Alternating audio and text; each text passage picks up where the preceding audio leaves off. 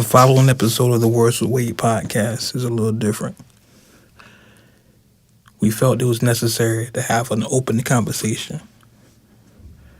No jokes, no punchlines, nothing really to laugh at. The tragic death of Nipsey Hussle has affected not only hip-hop, but the world. And G-Line and I decided we needed to have this conversation in an open forum, not just between him and I, but between all of us.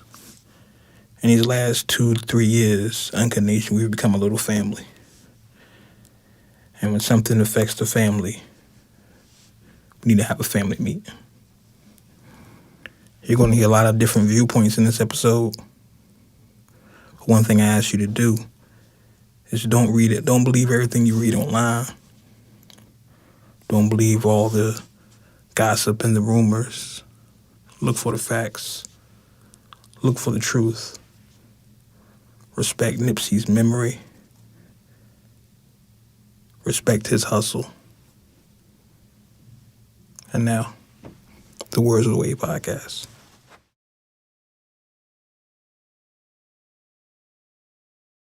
Uncut Nation, welcome to a special edition of the Words with Wade podcast. Not too many jokes, not in a joking mood. I want to say late Sunday, I checked my Twitter. I normally, if you follow me, y'all know I'm not normally on Twitter. I don't really tweet that much.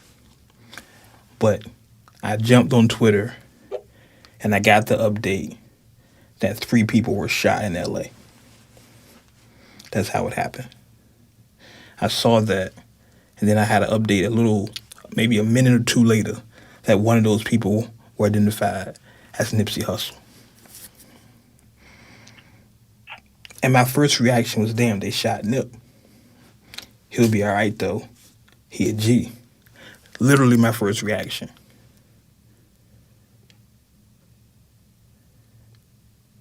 Then shortly after that,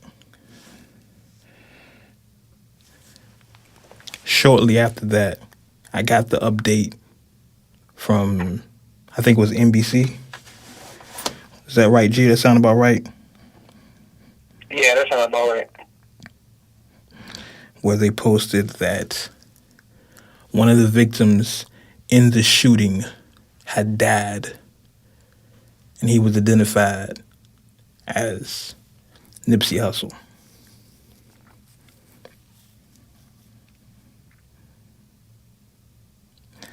Yeah, that was the crazy thing. Like, you had sent me a message after you had got the update.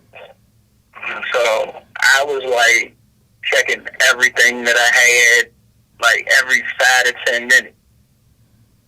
And I end up texting my homegirl, and she said that she was like, I'm just so distraught. It's a damn shame. I was like, yeah, I can't believe they shot him.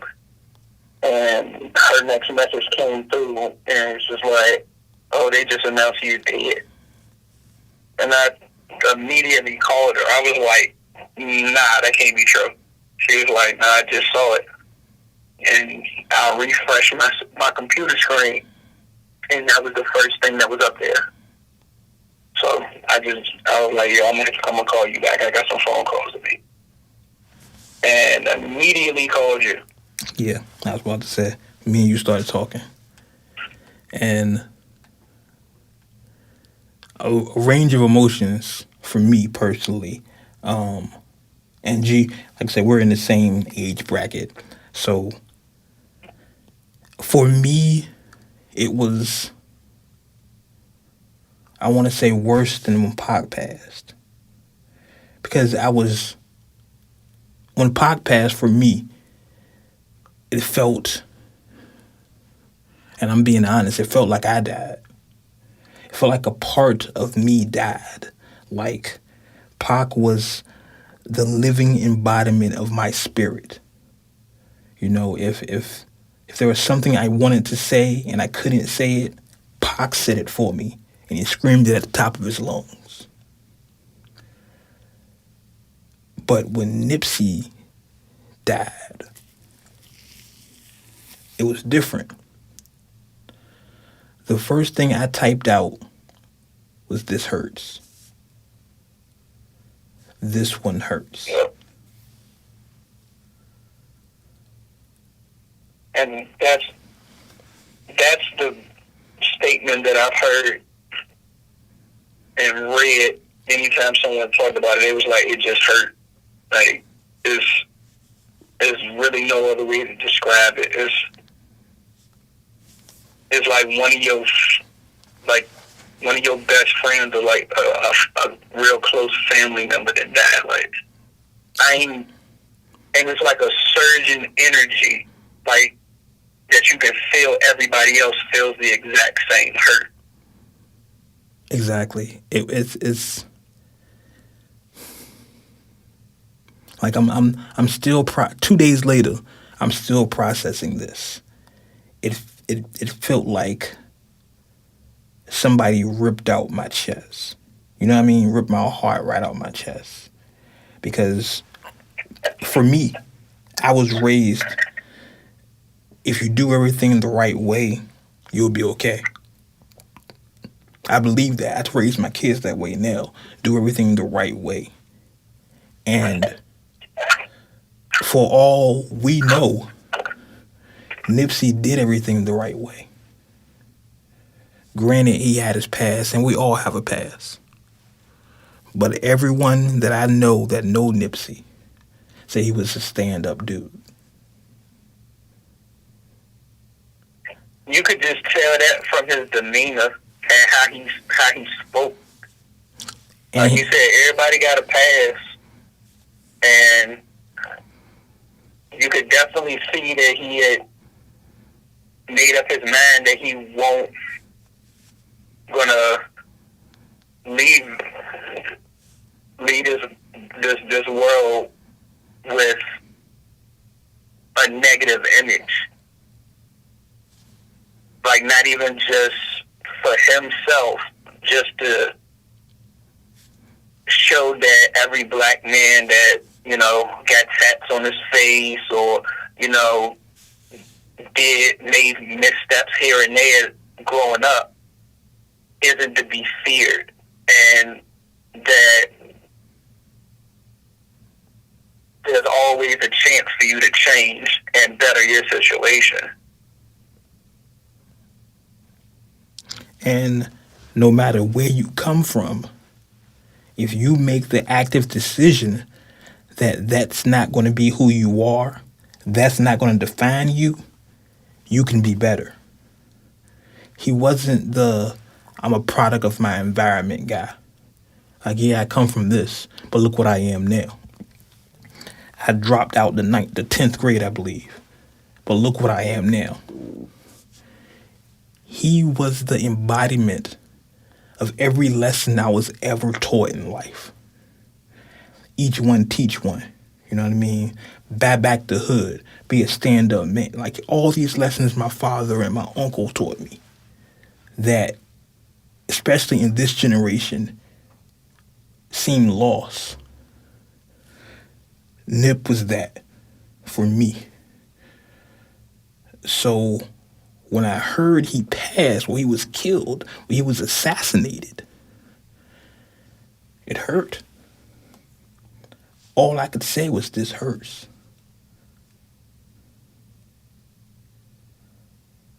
And me and you, G, we talked on the phone, and we was like, we should do a show right now. We got to get this out.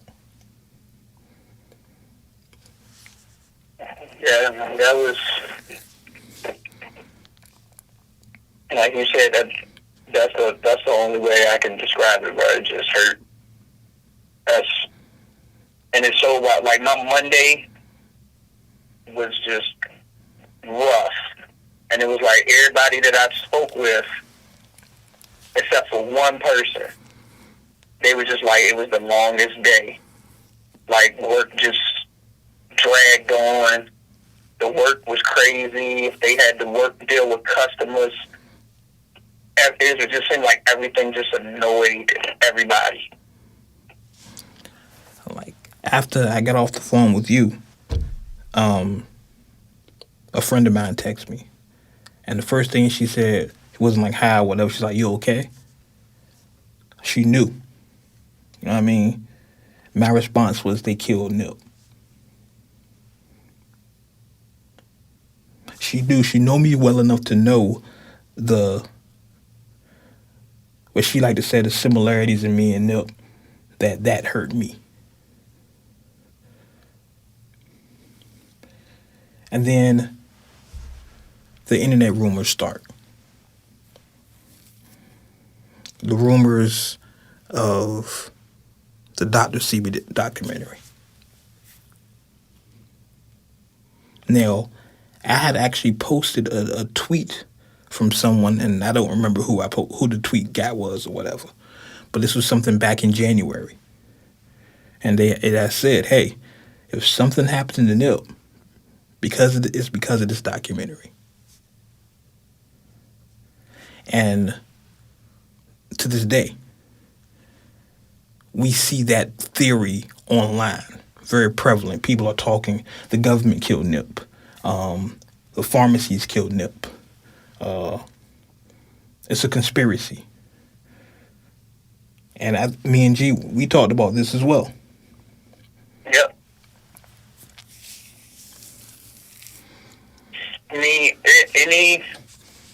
Anytime Dr. Sebi's name comes up, it's always associated with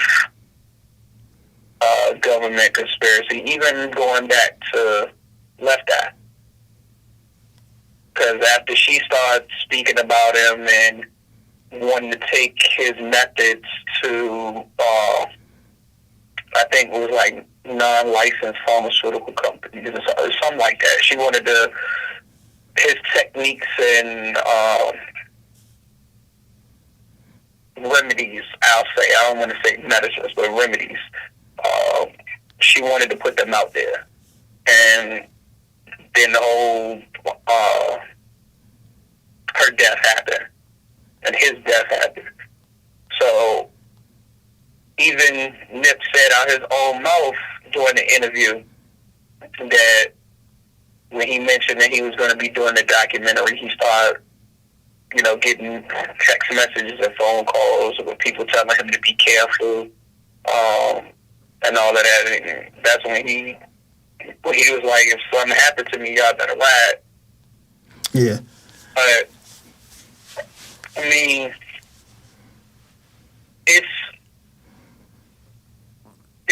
I'm not going to discredit that, but I'm also not going to say that's the case. Because if you want to go with that theory that it was something with the documentary, the pharmaceutical companies, bought the guy to, like, he had just got released and all of that, like he was a known informant. Yeah. Well, so you can, depending on how people believe, or how their mind works, it can be that theory. It can be the mental health theory that dude just won't rap too tight. Well, let's slow down on that, because for me, like a lot of y'all know, I lived in California for a period of my life, and Oakland, y'all know, Oakland and LA are not the same, but I still have ties to the community. And for me, it was pretty, maybe an hour or two later, I started hearing this guy's name. I'm not going to say his name, but if you follow the story, you know his name. And I started hearing that there was footage. And I was like, I don't want to see the footage. I don't want to see it. Because in my head, I'm thinking it's super graphic. Like, it's something I don't want to see, because you know what I mean? You have that personal connection. It's not like a movie Right. where it's fake. You know, it's a real thing. The first, I'm trying to use my words carefully because this is a serious thing. So forgive me, Uncut Nation, if I'm pausing a lot.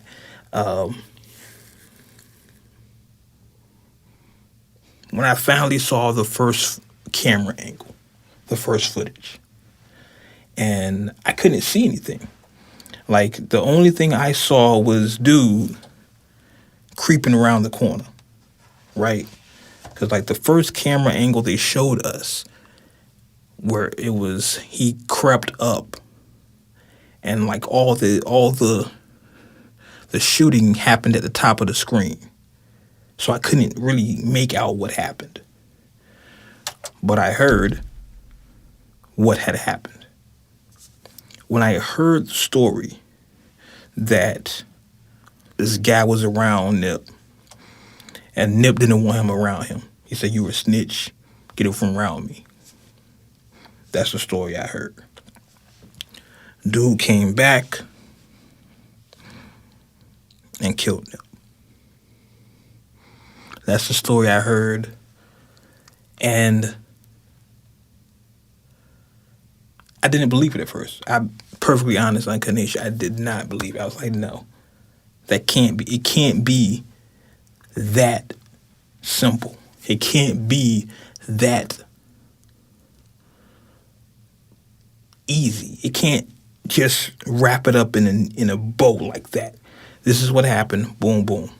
Like, Yeah, because when we spoke right after it happened, right. we was both discussing the same theory. Like, it couldn't just be, oh, this was just random. It was It like, couldn't have just been just a senseless shooting, to say the least. it was like, after me and you talked and I started thinking about it more, the pieces didn't make sense. The rollout of the information didn't make sense to me. My first question is, why would someone do this in broad daylight? That doesn't make sense. Witnesses, all this good stuff, right? And how would he get away? So that started giving me credence to the Dr. Sebi theory. I was like, hey, maybe this is a conspiracy. Maybe the government did kill him. Because it doesn't, Right. broad, you know what I'm saying? No gangster, no gangbanger, nobody I know would shoot somebody as famous as Nip in broad daylight. That was my thinking. Exactly. So then the outpour of announcements and love and people posting pictures of them with Nip and all these pictures with Nip quotes and Nip sayings and playing his music, all these things started happening, which is times like this is why social media is, I feel like, created. So when you go through something in your life, you know that it's not just you. The world shares your pain. And since this has happened, everyone on my timeline, whether it's Instagram, Facebook, Twitter, whatever, has all been tweeting nothing, posting nothing but Nip. So, and when I saw someone who didn't post Nip, it felt odd. Like, why are you know what I mean? Like, what are you doing? Nip died. So, and Uncut Nation, I'm just walking you through the process. There's no real format to this show. We're just talking this out because we need this. So after some of the posts, some of the video, some of the things, and I hate when people started saying, and this happens with everything in social media, when you're a fan of something, you ain't a real fan. What's your favorite Nip song? What's your favorite? You know what I mean? That stuff started happening. I hate that. We all grieve differently. And you don't have to be a fan of his music to be a fan of him. Very true. There's plenty of people, I'm not a fan of their music, but I like and respect them. But both you and I had his album Victory Lap in our top 5 albums of last year. I think it was your number 1 album. Yep. It's been on repeat since. Yeah. I ain't listened to nothing else. And it was funny when I pulled up at work, and normally when I pull up to work, I turn my music down. This Monday I didn't do it. And another guy that I work with, as I was backing into my parking spot, he was getting out of his car. He just looked at me and he just smiled. And when I got out the car, I was like, you already know what it is. I was like, it's all day on repeat. And he was like, yeah. He said, I've been listening to it all morning too. And he was like, it just sound, and I finished it for him. I was like, it just sounds different today, don't it? He was like, yeah. Yeah. What I've been listening is, like, Inquires, y'all know I don't stream music. I download everything. So I have, like, all Nip CDs I have, and I only have, like, 6 of them, mixtapes and everything. I've just put on random, and I've been listening to nothing but different Nip songs, whether it's The Marathon Continues, Victory Lap, The Marathon, No Pressure. Like, I've just randomly been paying Nip.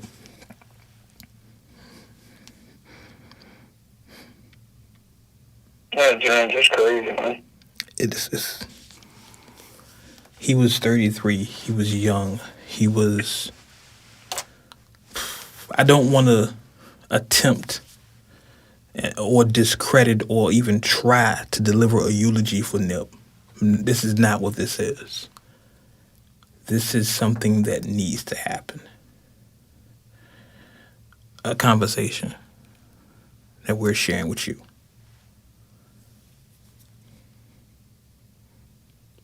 So, but it's just like we were saying that it didn't seem like it could just be that simple. right. I know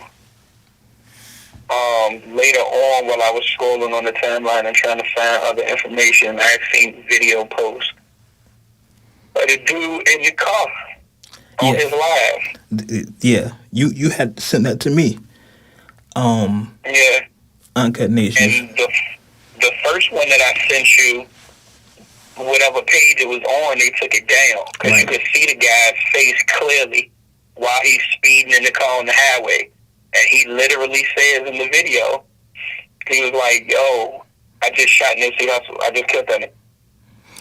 And his boy is just like, yo, like, no cap. Like, don't play like that. Like, who admits that they just shot somebody? He was like, most people is not going to announce that.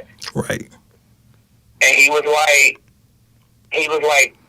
I don't care. He was like, it was too many witnesses. He was like, you know, catch me if you can, type shit. But here's the thing. And his boy was like, yo, you admitting to me and everybody on this live, you just killed Nipsey Hussle. And he was like, yeah, I walked up on him and asked him where he was from and shot him. Now, here's what's crazy about that, and here's what's dangerous about that. Knowing what we know now, he was lying. He was clout chasing. Because we know now that the shooter wasn't driving. He had a driver. It wasn't no what set you from situation. None of that happened.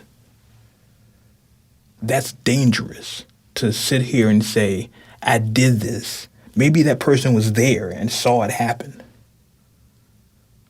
But that person didn't do it.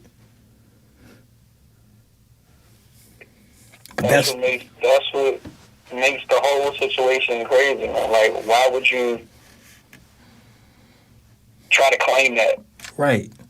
That's the era we live in now. We do this for clout. We jump online and claim things that are not. These are not good things.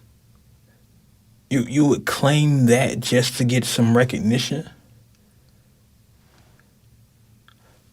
I knew after a while the truth would come out because it was in broad daylight. Like, that's the one thing that I couldn't get over. When I saw the footage, when I heard the stories, I was like, this is in broad daylight. Nobody saw shit. There's no security cameras. Nobody saw nothing. Exactly. Come on. Then celebrities start posting things and videos, and like you said, everything sounds different now. Everything sounds different. Like every time he says something about till my lungs collapse or till they kill me or this, it stings a little differently. On my way to the studio, I was listening to the marathon. And just the bars sound different. And I know we're all in the grieving stage where we're rethinking what he could have done differently. Where did he go wrong? Could we have saved? You know what I mean? You know, you go through those emotions when you lose someone close to you.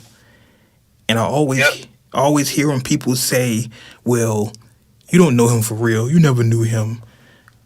We knew him through his music. That's what make hip-hop such a dominant culture. That's what make music so great. No, I never sat down and have a conversation with Nip. But through his music, we've had many conversations.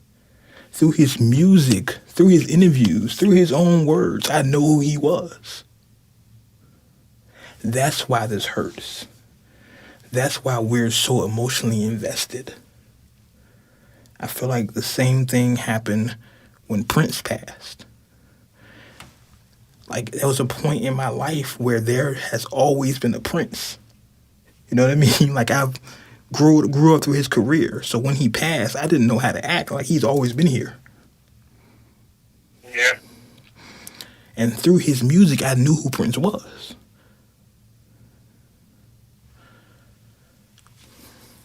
So back to the timeline. The theories, the government thing, we talked about Dr. Sebi.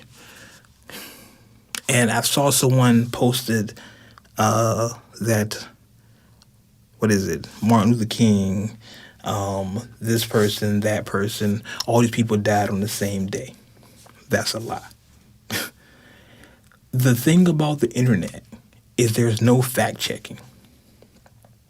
Nope. People just post whatever, and people run with it. And that shit, in this situation, it's never pissed me off as much as it does now. Then I saw the video. And gee, I don't think we had a chance to talk about this part. Some asshole, some piece of shit that worked in the hospital that Nipsey was taken to videotaped Lauren London walking in the hospital asking to see Nip, and the officer telling her he's gone. Videotaped and posted that. That's the world we live in. I saw it. Yeah, I've heard about that video. I don't want to see that. I've heard about the video where he's laying there and the paramedics working on him and everything. I don't want to see that shit neither. I don't want like, why would you just stand there and record shit like that? I don't want to see that. I didn't want to see that video. I saw it under just the pretense of there was like Lauren London. I saw the video and I was like, oh shit. When I saw that, when I felt that. And I don't know, maybe it's because I'm older and I understand things more You know, I'm more cerebral. I understand emotions. I understand the impact of certain things. I felt that. I mean, shit. I can't. I think that's the other thing I can't digest or wrap my head around is the amount of pain she has to be in right now. It's like they literally just got married not too long ago. Quiet as kept. Quiet as kept. That has always been a rumor that's going on. They snuck away and got married. I can't imagine the pain she's going through. Yeah, and they've been together, what, like 5-6 years? Yeah, they kids together. They've been together. They had just did the GQ spread. I had just seen Right. A little clip of them doing like a couples game. Right, I saw where that. she asking him questions and, you know, he got an answer and stuff like that. And it's just like anytime I saw a picture of them or saw their interaction, like you could just see their love was true. Like their love was genuine. It won't for the cameras. Like they was like that. Like the legit, my girl is really my homie. Like my dude is really my homie. So I cannot imagine how she felt right now. That was black love. You know what I mean? It's this thing has so many layers to it. We lost another black man for no reason. No fucking reason whatsoever. A child lost their father. A wife lost their husband. The community lost an activist. Like, that was a standing point. That was goals. You know, you always see online, well, this is goals, relationship goals. Nip and Lauren was goals.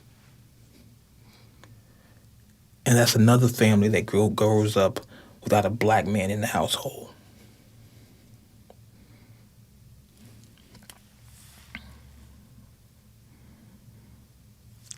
Another family.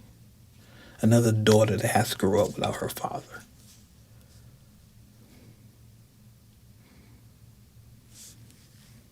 Like I said before, I was taught if you do everything the right way, everything will work out. What happens when it doesn't? Everything the right way, bro. Just trying to inspire people, drop gems, and just be a leader. Like, just a leader by example. Like I saw, he literally got killed in his shopping center. I was just going to get to that. I saw the interview when he says, "Hey, this was the shopping center I used to hustle in front of as a kid. When I got some money, I bought the shopping center, and now they paid rent to me." Is that not the definition of buying the block back? Nip could have got money and left and moved to wherever. He stayed in the hood and tried to make the hood a better place. Aren't we taught that? Aren't our OGs telling us, hey, each one teach one? The hood not gonna get better until you make it better. Yep, he was about to open up housing and all of that. Exactly. The next day, he had a meeting with the police on how to stop gang violence. And he became a victim of what he was trying to stop, when he was attempting to escape.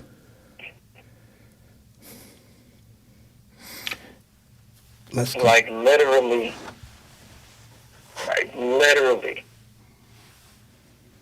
A man is trying to help the man who shot him. Exactly. The very man who could have helped the dude, because the story is this guy had mental issues, right? He just was released from a mental home. all these things that run around the internet.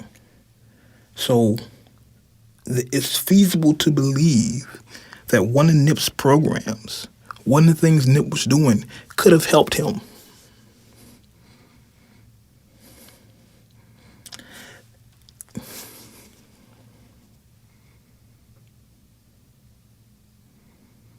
This hurts.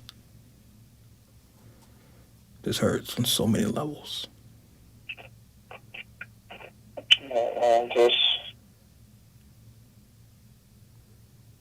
It's just like no matter which way I turn, people's reaction just keeps it just keeps me in my emotion. It's just like even like all the positive stuff that's being posted just hurts because it was just that much positivity, and then just seeing people's reaction. Like initially when it happened, like the video, the game, driving around the city at like 4 o'clock in the morning, and he broke down while he was talking. Right, that video hurt me, and Uncondition, y'all know you're listening to this show. We've had our issues with game. I've had my issues with game. That video broke my heart. I remember there was an older lady I used to talk to.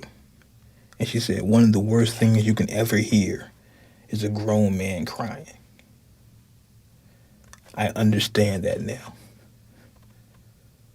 I understood it the first time I saw my father cry. My entire life until he passed, I had never seen my father cry. And when I saw it, it scared the shit out of me. I didn't know what to do. So, like, literally, like, watching that video and hearing Game break, like, because he was just that mad.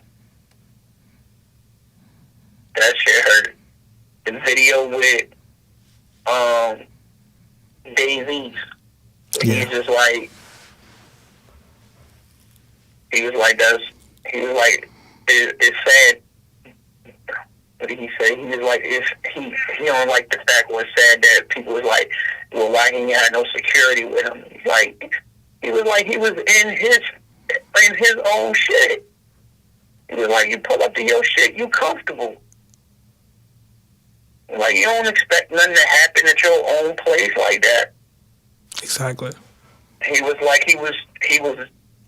kid when Big and Pac died, so he didn't really feel that. He just paused for him and he was like, I feel this one. Dave said it best. He said, a sucker took out a king.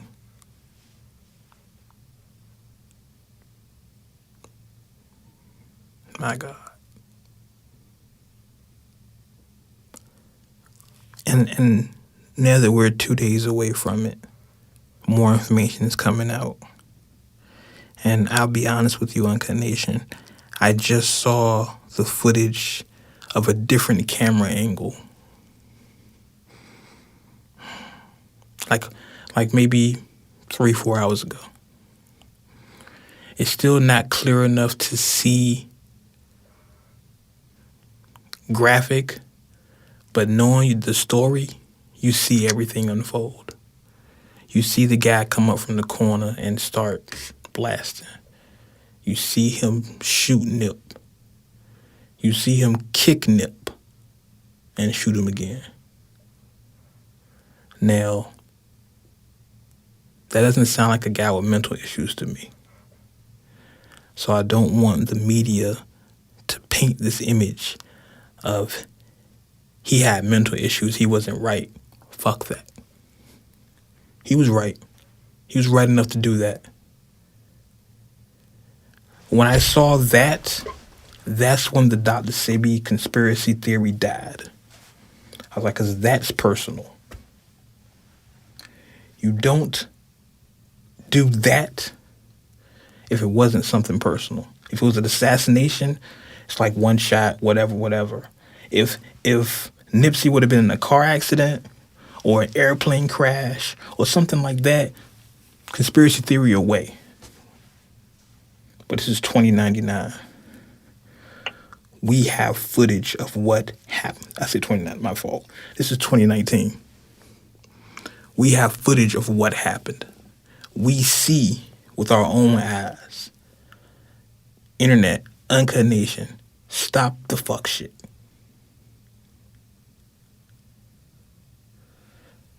I know we want to say someone as great as Nipsey had to be taken out by a great conspiracy. It had to be something wild and outlandish. The forces of evil had to plan and plot against this man. No. No. It was a sucker, some sucker shit. Yeah, literally, if something happened to Nick Cannon, Then, now you know it's a conspiracy. Because Nick said he gonna finish the documentary. So, if something happened to him, then y'all can run with the conspiracy theories. yeah, if This was just a fucked up situation. If 2 months from now, 2 years from now, Nick ends up dead, then yeah, conspiracy. Y'all know me. I'm conspiracy theory away. I believe in conspiracies. There's no conspiracy here. This is literally what we see it to be.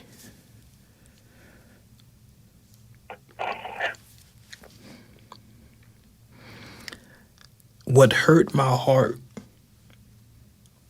was the vigil they had for Dave. For Nip. The visual where people were gathered in front of the store,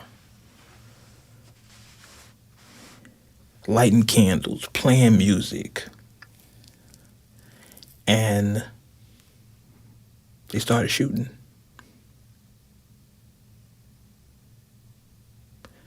We can't even... I even heard the conspiracy theory about that situation too. And basically the other conspiracy theory that I heard was for this event to allow the government to bring in martial law. Now, because the retaliation for Nip getting killed is basically going to incite a gang riot. So to basically help control that will allow them to initiate martial law. Now, that sounds like a plausible theory. However, some of you may be familiar with Brother Risa Islam, West Coast based member of the Nation of Islam.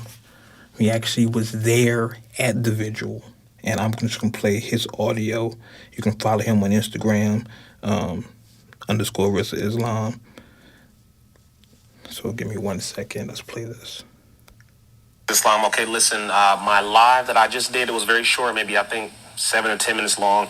I just went over the details of exactly what just happened at the candlelight vigil when the shooting occurred and the stampede. I was right there in the middle of it. So yes, I only heard one loud sound which sounded like a shot. One. That's one, and that was directly behind me. And then a stampede of people rushed, and there was a lot more to it, but it was a beautiful candlelight vigil. I want everybody to understand this. It was black, brown, men, women, children. It was beautiful. People were all coming together. People were united. It was amazing. Black people can come together and be peaceful. We did that. Mexicans were there. Different religious groups were all there. It was a beautiful thing, family. So I want us to understand that it was beautiful. It was amazing, and we did it. But, of course, something happened to where something got triggered. So go watch my live and go over the details. So now, when you want to talk about conspiracies, that the fact that the media is pumping out that image, there's your conspiracy. Eyewitness was there. He just told you it was beautiful. He was there. In the days go ahead. You know what's funny? Go ahead. Once you said his name, I remembered he was the one who said that. Mm-hmm. But it was before the candlelight visual. He said it when, like the date, like Sunday when he was out there when Nip got shot. Yeah.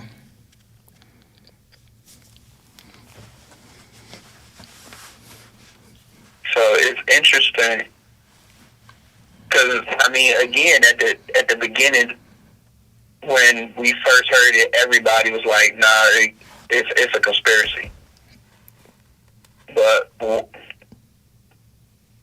more information that come out, it's just like it was just some coward shit. It was just some sucker shit.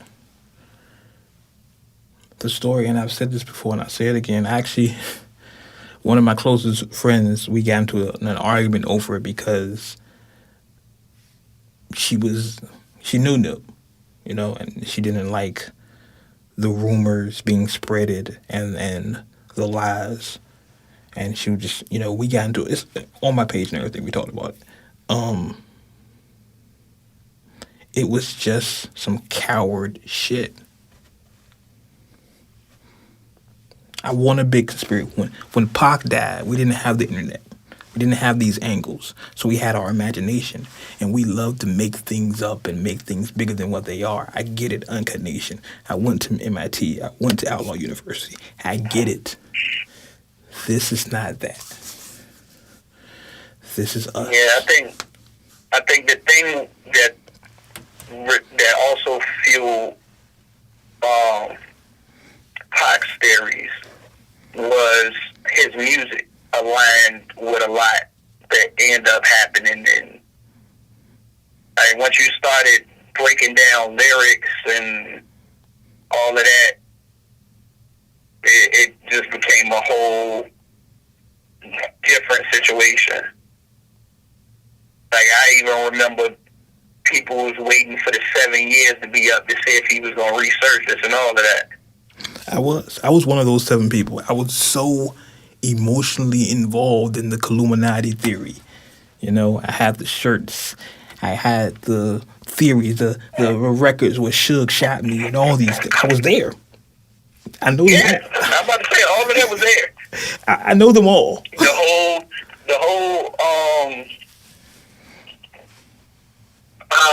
The executive producer, Machiavelli being named Simon, and exit Tupac into Machiavelli and rearrange the letters and the spells, I'm alive, all of that. Yeah, I was there. I can quote you so many conspiracy theories about Pac.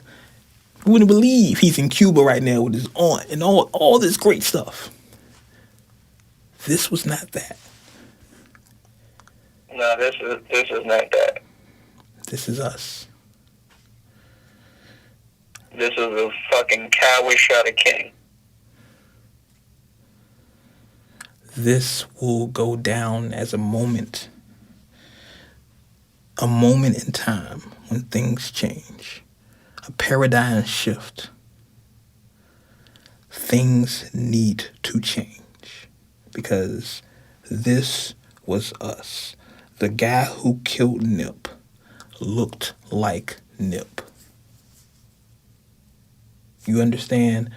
We're killing each other. And I know, we've said this before. You've heard this speech 1,000 times.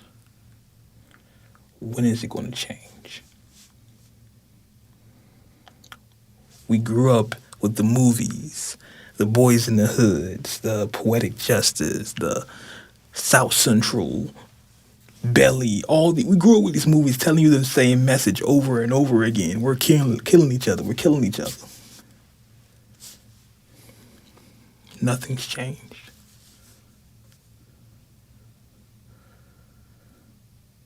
To me, I feel like Nip, I was telling Just before we were setting up Just and your super engineer Just, that Nip was Detroit Red. You know what I mean? For those who don't know, Malcolm X, before he became who he is or who he's remembered as, went by the name Detroit Red. He was a hustler. He was in the streets. But he changed his life around.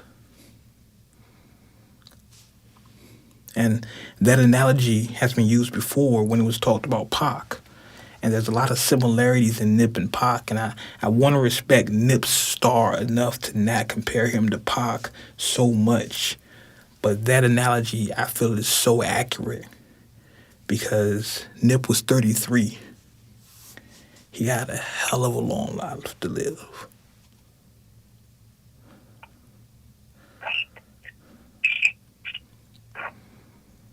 He had so much more to give for him to die like that.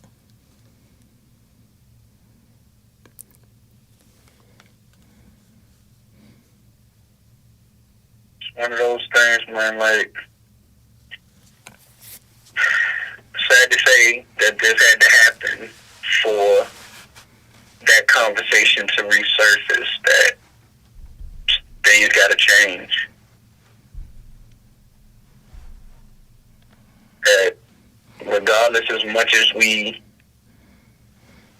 as black people, want to point fingers and discuss that it's all because of our circumstances and our environment, which, don't get me wrong, I know that those things play parts. But we got to do better.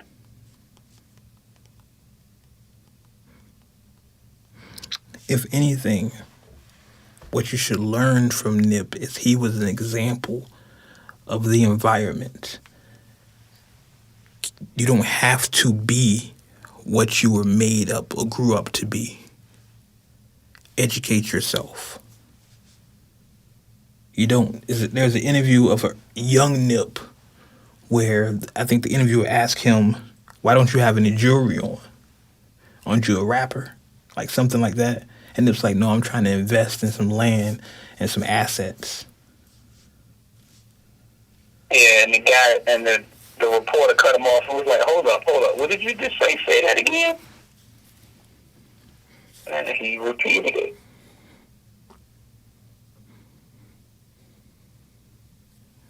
The way to remember Nip: play his music, hear his voice, understand his message. Because Nip told you several times he owned his masters. So the fact that all his music is back on the charts right now helps his family. So keep playing Nip. Keep streaming his music. He owns all that. Go to the Marathon store online, buy the clothing, help his family, and understand the work, the principles, the things he stood for don't have to die with him.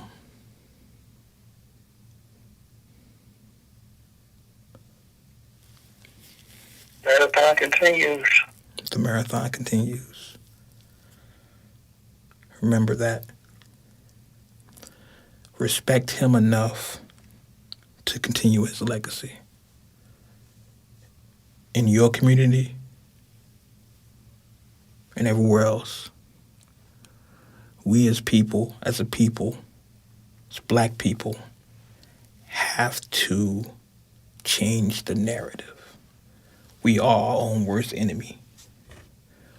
Before we do anything else, we have to fix that.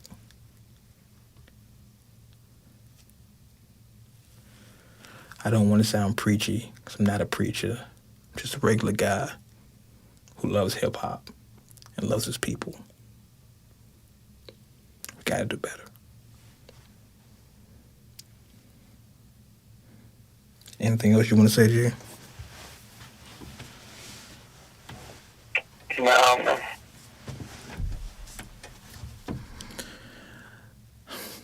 Rest in peace, Nip Hussle. Rest in peace. You didn't die in vain, brother. The marathon continues.